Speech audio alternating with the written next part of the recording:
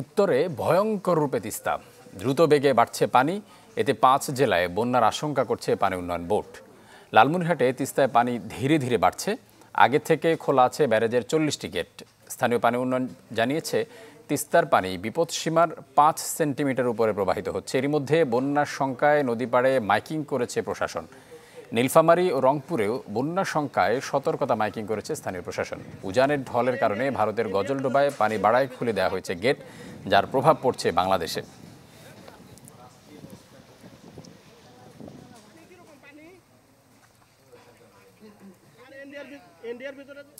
দর্শক, তিস্তাপাড়ের এই মুহূর্তের পরিস্থিতি জানাতে এই মুহূর্তে আমাদের সাথে রয়েছেন নীলফামারী থেকে সহকর্মী রায়হান সুবুক্তগিন এবং রংপুরে রয়েছেন ফখরুল শাহীন। শুরুতেই রায়হান সুবুক্তগিনের কাছে ঘুরে আসতে চাই। রায়হান,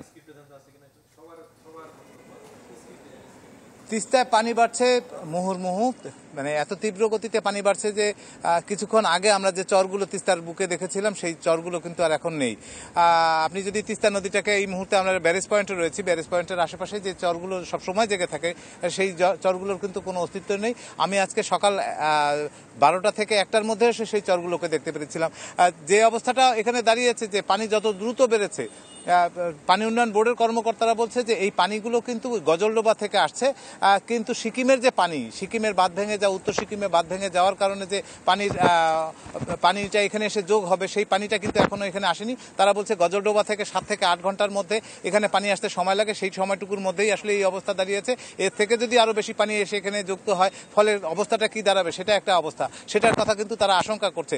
তবে তারপরেও তারা প্রশাসন, জেলা প্রশাসন, পুলিশ প্রশাসন, পানি উন্নয়ন বোর্ড এবং বিজিবিরা তারা কিন্তু গ্রামে গ্রামে বিভিন্ন মসজিদে মসজিদে মানুষকে সতর্কতামূলক বার্তা দিয়েছে, মাইকিং করেছে। তারা জানিয়েছে যে তেমন আতঙ্কের কিছু নেই, তবে আপনারা গবাদি পশু এবং অন্যান্য মালসামান নিয়ে নিরাপদ দূরত্বে সরে যান, এরকম কথা তারা জানিয়েছে।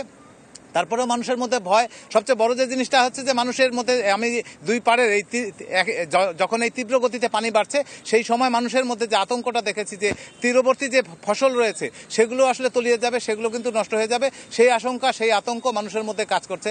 আজকে পানিতে আসলে কোথায় থাকতে পারবে সেই কথাটাও তাদের মাথায় কিন্তু ঘুরপাক খাচ্ছে। ফারুক, এই ছিল আমার কাছে তিস্তাপাড়ের নীলফামারী থেকে খবর। রায়হান, আপনাকে অসংখ্য ধন্যবাদ। দর্শক, আমরা এই মুহূর্তে ফখরুল শাহীনের কাছে যেতে চাই, যিনি রয়েছেন এই মুহূর্তে রংপুরে। ফখরুল।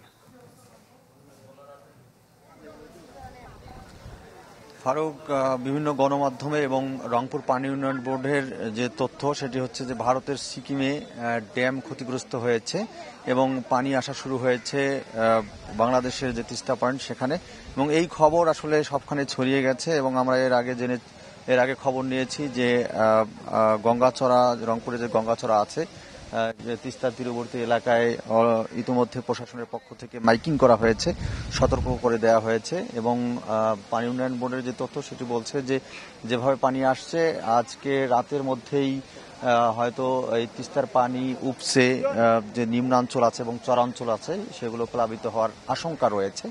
এ কারণে কিন্তু সতর্ক করা হচ্ছে। এবং রংপুরে যে তিস্তা তীরবর্তী যে মানুষজন আছেন তাদের সঙ্গে আমরা কথা বলেছি, তারা বলছেন যে গতকাল যে পরিমাণ পানি ছিল তিস্তা নদীতে, আজকে কিছুটা বৃদ্ধি পেয়েছে। এবং আমরা যেখানে আছি এটি রংপুরের মহিপুর গঙ্গাছড়া এলাকা, এবং এখানেও আমরা দেখছি যে প্রচন্ড স্রোত তিস্তা নদীতে এবং পানি কিন্তু বৃদ্ধি আমরা দেখতে পাচ্ছি।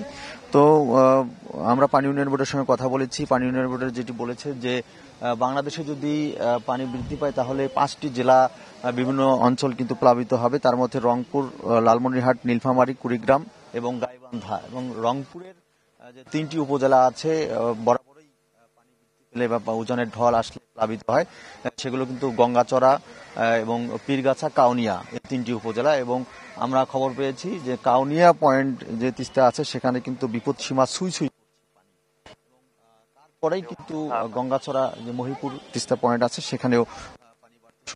মানুষ আছেন, তো আমরা একটু তাদের সঙ্গে কথা বলবো। তারা আসলে তাদের থেকে চিত্রটা আমরা একটু জানার চেষ্টা করব যে গতকাল কেমন পানি ছিল আর আজকে কি অবস্থা, যদি বলেন। গতকালও পানি যেভাবে ছিল আজকেও ওভাবে আছে, কিন্তু এই আধা ঘন্টা পূর্বে একটু পানি বাড়ছে। আর আমাদের চেয়ারম্যান আব্দুল্লাহ হাদি তিনি মাইকিং করে জানিয়েছেন। তো আমরা তিস্তা নিকটবর্তী মানুষের সঙ্গে কথা বলে তারাও বলছেন যে পানি বাড়তে শুরু করেছে। তো এই ছিল এখানকার সর্বশেষ। ফারুক। ফখরুল, আপনাকে অসংখ্য ধন্যবাদ। দর্শক, উত্তরে তিস্তা যে ভয়ঙ্কর রূপে দেখা দিয়েছে সে বিষয়টি নিয়ে জানাচ্ছিলেন আমাদের সহকর্মীরা।